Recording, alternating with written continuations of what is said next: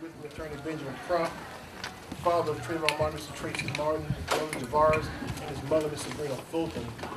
We are glad to be here with NABJ today, and as you know, we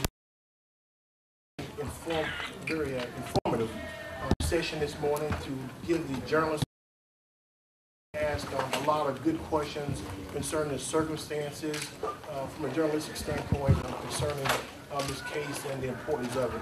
And we appreciate and we are going to take just a few questions to be answered by the lawyers, very few for the parents, and the reason for that, as you heard within the session today, there is a great possibility they will be deposed in the legal matters that's going on surrounding us. Can you first, your reaction to the mountain of discovery that Mark O'Mara put out today? In some of it, George Zimmerman says to Sanford Police that Trayvon Martin said, "You will die." Does that sound like, based on what you know, does that sound like something that he would say?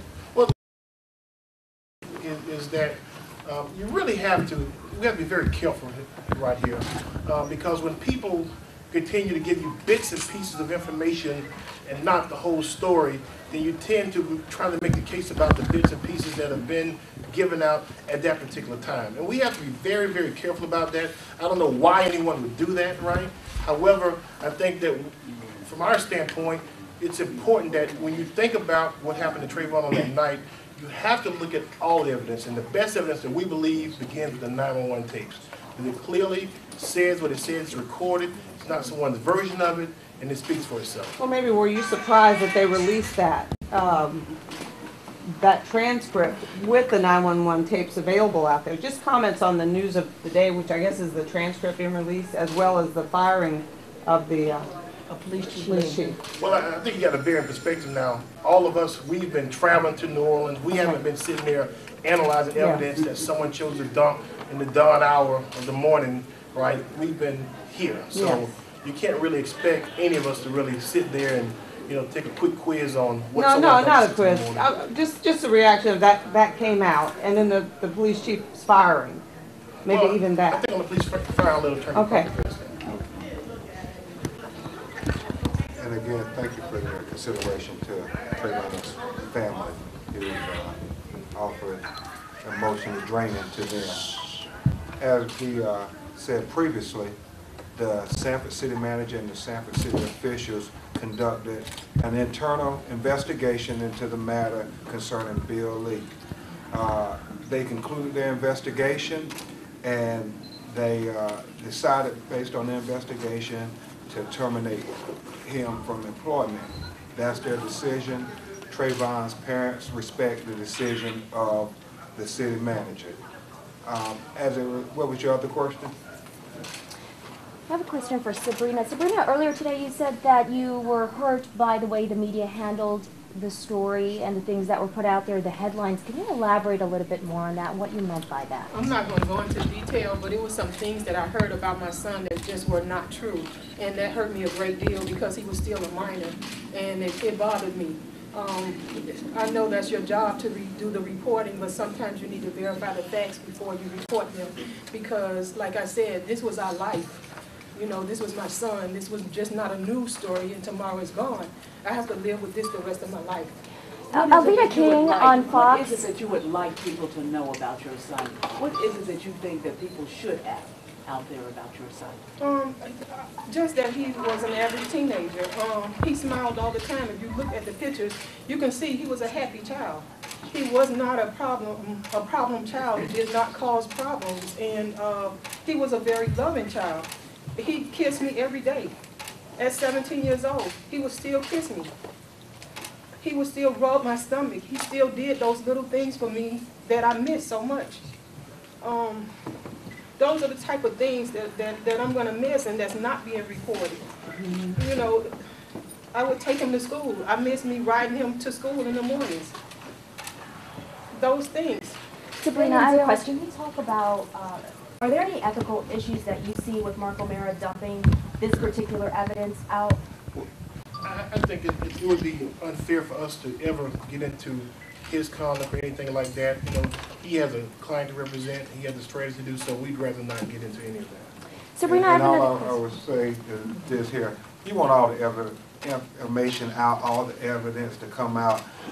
You don't like leaks. Leaks seem to always be manipulative. So you want all the evidence out. And that's all everybody wants. And I'm sure everybody has said over and over again, we should see all the evidence before we make our decisions and our judgments. And so that's what we want. We don't want it to be, we are backpedaling, trying to say, oh, this evidence is out and stuff, and now we got to respond to it. So let all the evidence come out and everybody can look at the evidence. And, you know, it's important, as Attorney Parks said, objective evidence.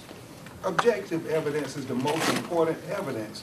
It's the evidence that's not biased, it doesn't have an opinion. Recordings, like the 911 tape when Zimmerman called that night, that's objective. We hear what he says. We hear that why he said he got out the car. And he says he's getting away. And the 911 operator said, are you pursuing him? He said, yeah. And we don't need you to do that. That's what she says. That's objective evidence. That's important because then you balance it against his subjective evidence. His written statement is a subjective part of evidence. And so you vet that subjective evidence and see if it equals up to the objective evidence. And when you look at that, like I haven't looked at all the videos, but I got to see the written statement. And we know, based on the objective evidence, that that written statement is not accurate, that he wrote. And think about when you write something, just think about it. You write something, you have to think about what you're going to put on that paper. You have to deliberate. You have to form the words. And he put on there, he got out the car to get the directions off the street sign so he can let them know his location.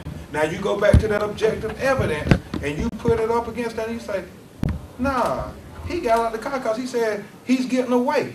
And so that's important. That's what we got to do to vet all the evidence so we can get to the truth of why Trayvon Martin was shot in the heart. And that's all his family has ever wanted was justice. They want the truth to come out to know why their baby is not with them now and is never going to be. Ben or Mom or Dad, I know you guys addressed earlier the pictures that were released. You know, how recent? Do you want to tell us how recent those pictures of Trayvon were? Actually, we actually have photos that was taken 7 days before this incident taking place, and they keep saying that the pictures that we're putting out are pictures when he was 5 or 6 years prior. Those pictures, the pictures of him in the Hollister outfit, the pictures of him in the orange T-shirt with him riding a horseback, those were recent pictures. Those were in the month of February. And it's just, people just wanted him to look older than what he was. And he didn't look. He was a young-looking young man. There's a case. I'm from Virginia, and we've been following your case, and I just got a question for the family. How were you all able to withstand all that you're dealing with? What is your strength to keep you guys going with such a horrific situation? God. No other person could help us at this time. I mean, it was the lowest time of my life.